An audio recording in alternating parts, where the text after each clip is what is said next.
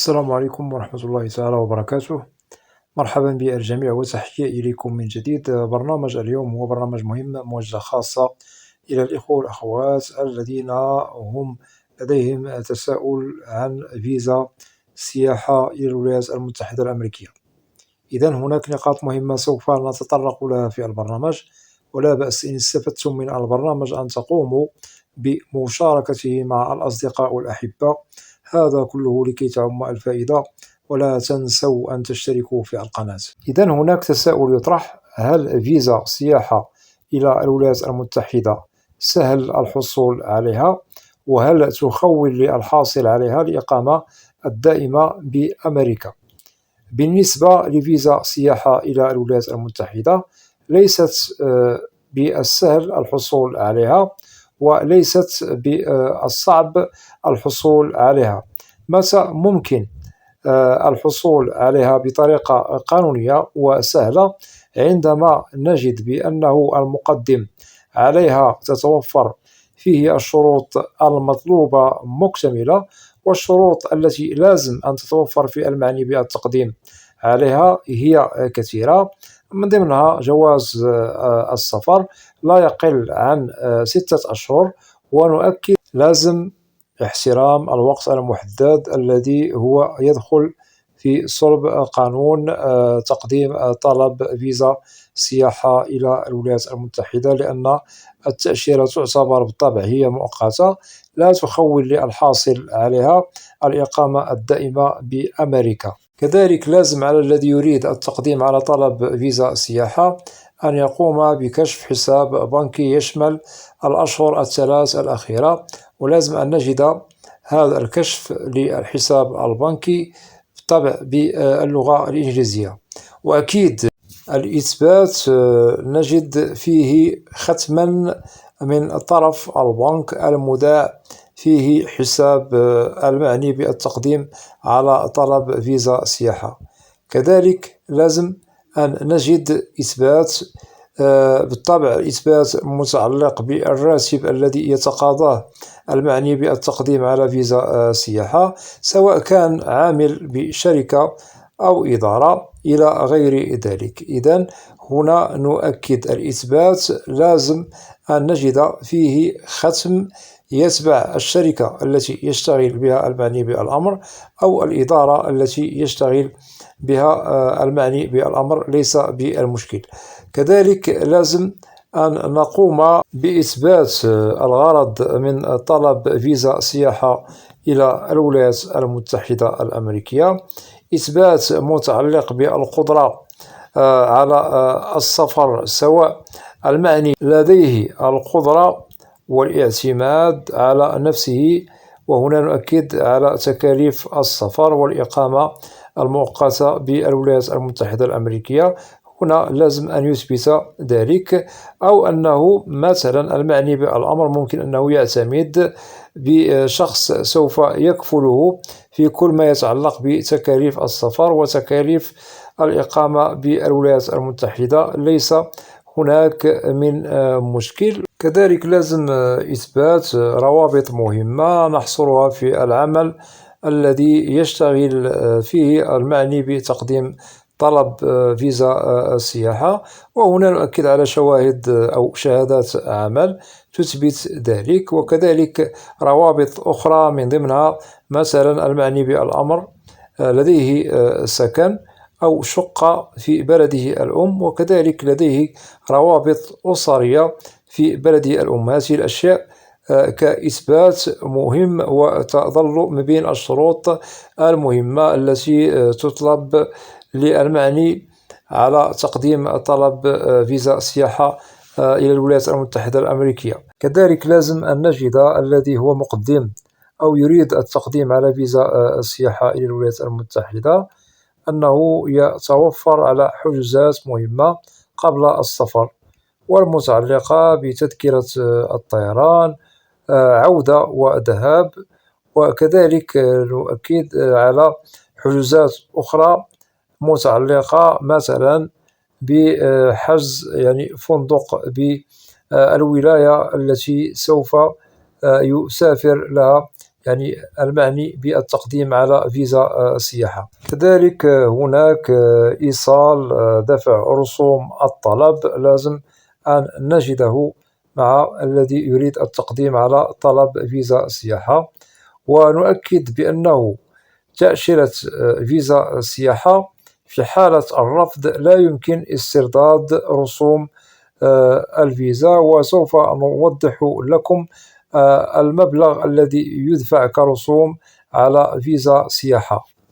بالنسبة لرسوم فيزا السياحة قد تصل إلى 160 دولار أمريكي، وهناك بعض المقدمون على فيزا سياحة على حسب جنسيتهم ممكن أنهم يقوموا بدفع رسوم أخرى يوم المقابلة، ولو أنه قد قام بدفع رسوم المشار لها سالفا وهي 160 دولار، أي أن هناك دفع رسوم أخرى عند النهاية من المقابلة في حالة الحصول على فيزا سياحة.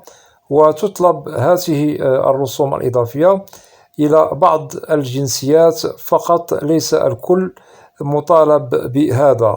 أتمنى أن تكون هذه النقاط واضحة. ونؤكد في حالة أن المقدم على فيزا سياحة لا تتوفر فيه الشروط مكتملة بالطبع السالف ذكرها لكم قبل قليل، فلا يمكن الحصول على فيزا سياحة، لأنه ليس سهلا في حالة عدم توفر الشروط المطلوبة للتقديم على فيزا سياحة بالنسبة للمعني بالأمر.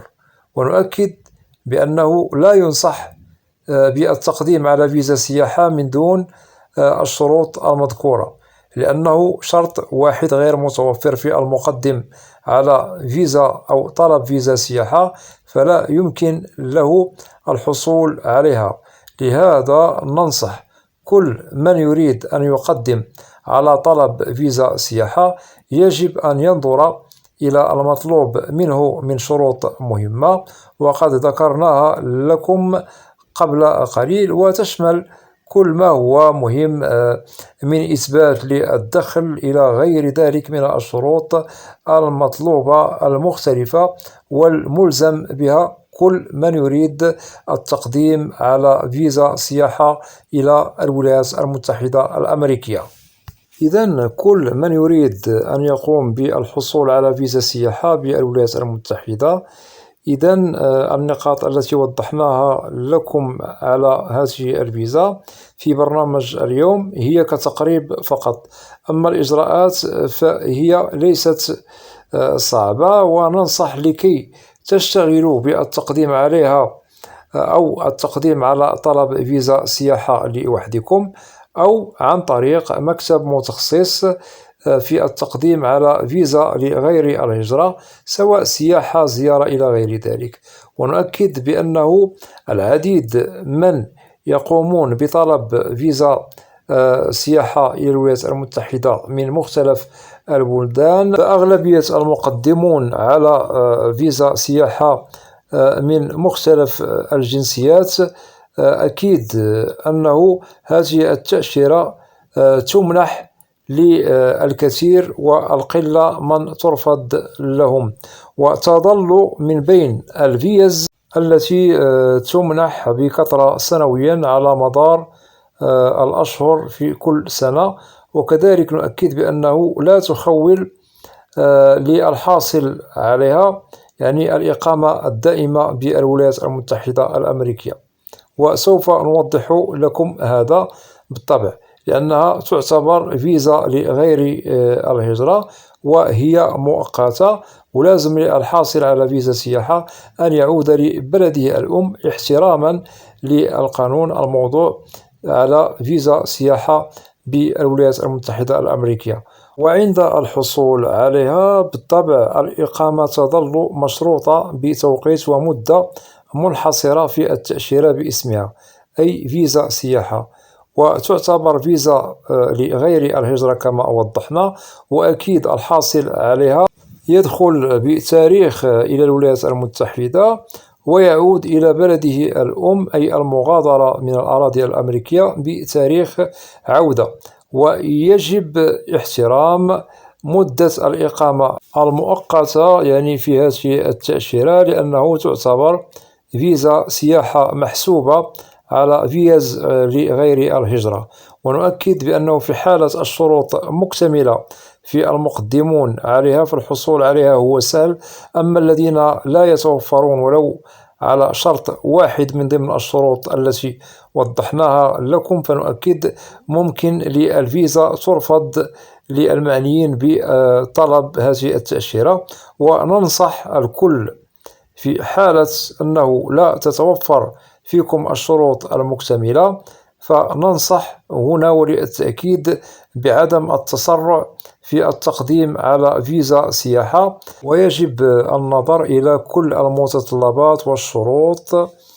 فإن وجدتم بأنه المؤهلات متوفرة ومكتملة فيكم ومستوفية الشروط للتقديم على تأشيرة سياحة إلى الولايات المتحدة الأمريكية، فإن شاء الله نجد بأن التقديم هو سهل ليس بالمشكل. وفي حالة الشروط غير مستوفية فيكم فلا تضيعوا وقتكم، لأنه المطلوب والمشروط في التقديم على فيزا سياحة هو واضح ولازم احترامه قبل التقديم لطلبكم عليها. وإن شاء الله لنا موعد عبر القناة نوضح فيه إن شاء الله كل النقاط الأخرى المتعلقة بالإجراءات المهمة التي لازم أن يشتغل عليها المقدمون على فيزا سياحة إلى الولايات المتحدة الأمريكية. وأتمنى أن تكونوا في الموعد لكي تستفيدوا أكثر وأكثر. وهناك برامج عبر القناة سبق أنني قمت بتنزيلها عن فيزا سياحة إلى الولايات المتحدة، ممكن أن تقوموا بالعودة إليها لكي تستفيدوا أكثر وأكثر. أتمنى أن تكون جميع النقاط التي وضحناها لكم واضحة، وفي حالة لديكم أسئلة فممكن وضعها كتعاليق، وإن شاء الله سوف تجدوا الإجابة عبر البرنامج المعروف في القناة برنامج أسئلة وأجوبة، لأنني لا أستثني منكم أحدا. وأتمنى من الإخوة والأخوات الذين لا زالوا لم يشتركوا في القناة أدعوكم للاشتراك في القناة وتفعيل زر الجرس ليصل إليكم كل جديد. ولا تنسوا أن تدعمونا دائما بلايك لكي نصل إلى أكبر نسبة من المشاهدة. وبالنسبة للقناة محتواها كامل وشامل عن الهجرة والمهاجر إلى الولايات المتحدة الأمريكية بشكل عام وكتعريف. وإلى لقاء قريب بإذن الله، والسلام عليكم ورحمة الله تعالى وبركاته.